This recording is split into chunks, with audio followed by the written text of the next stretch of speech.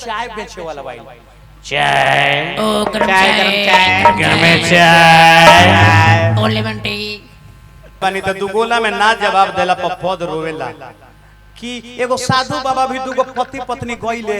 भभूत दे देले कहली भभूतिया के भरोसा मत रही है ना तनी हाथों गोड़ चलई है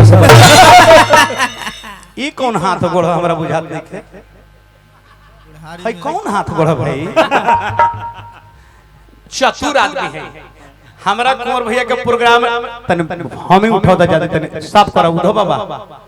हमारा कुंवर जी के प्रोग्राम रह लुधियाना में हाँ पटना जंक्शन पर दोनों आदमी गई नहीं जा हाँ अब बड़ाई नहीं खे करे के नहीं इनके लगे स्लीपर के टिकट रहे ना हमारे लगे हाँ स्लीपर बड़ाई क्या करता है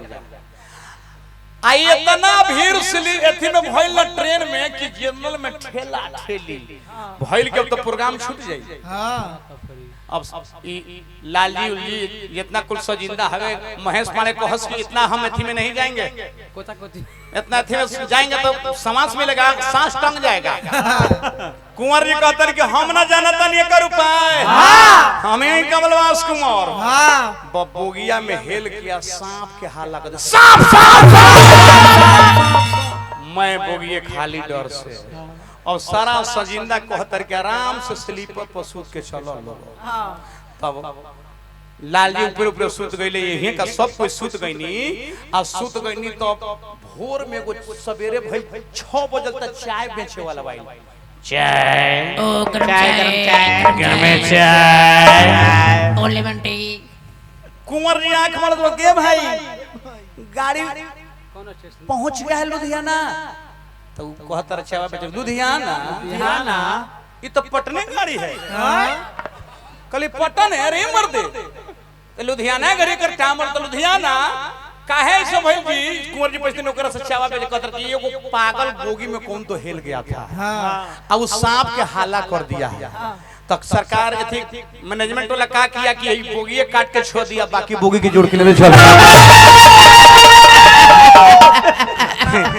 कौन में के चतुर आदमी है प्रणाम कइनी हो हे राजा ढोलन हटा ना तो तोरो रोग धलबो हां देखा ओकर भी ना ठकनी दू गो बच्चा भेल तना छनिया के मजा के आ सुना अब फूकत और बेकार के उनको के समझाओ अपन बूढ़ऊ के हाँ न कथा कहे आवता न बत कही कहे आवता हाँ हमार देखा है इसके दारू के रोल करता रहे हम तो दारू के रोल करके समाज में जागृति पैदा करने की भाई दारू पीजिएगा तो ऐसा मारपीट झगड़ा होगा बर्बाद हो जाएगा हाँ इसलिए मेरे बंधु दारू को मत पीजिए दारू खराब है मैंने जागृति पैदा कर रहा था एक हिसाब में देखा कहता इनका बुझाते नहीं थे कहानी के कहतर क्या तू कौला हो आज दशहरा हो भाई देखी बुरबा काही देखी ये बाबा ई आगनो बाड़ी लक नहीं खन ना ई आड़ी बाड़ी वाला आदमी हो गई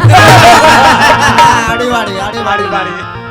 इनका समझ में आवत नहीं खे हमर बात ई का कहतर कि मोग होबो हां हई हो कहतरी बूढ़ी हो अरे मोग होबो मेहरारू के मारतर विचार करिए जा सब लोग त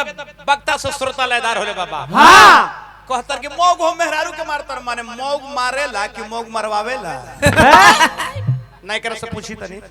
अब बूढ़ऊ से पूछी तो ये देखी आंगन बाड़ी लेके देखी आड़ियो बाड़ी आड़ी बाड़ी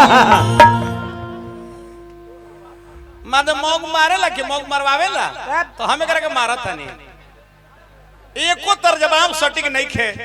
दू गोला लाइक हमरा देखी हमरा बोलाई बाबा ना निर्मल बाबा तो विद्वान व्यास बोलाई हां तो बढ़िया कलाकार बोलाई हम 8 महीना से निर्मल बाबा हमारा जतरा खराब चलता हां काहे एक तो लॉकडाउन में पहले गनई होत ना रहलो ना हे दुर्गा माई के कसम खा के कहतनी जहां जतनी गनई गावे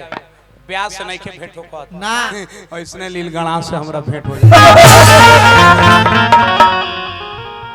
तो छोड़ी जाई जन बुझाई तोन गाई इसमें से उसमें कार्तिक में से हम कहतन कि कलकत्ता 500 किलोमीटर दूर है हां आई कहतर कि दिल्ली 600 किलोमीटर दूर है ई कोनो दू गोला बा अरे दादा गाई जन बुझाई तोन हमरा के काटी मत कथवा तन में बढ़ाई बाबा के लेदारी रह दे बढ़ाई तो सुनी इस सुदर्शन यादव आई एम थोक विक्रेता हां ई बार चिरकुट विक्रेता ऐसे कहे के भाव आ गए तनी 2 मिनट के ले ले एगो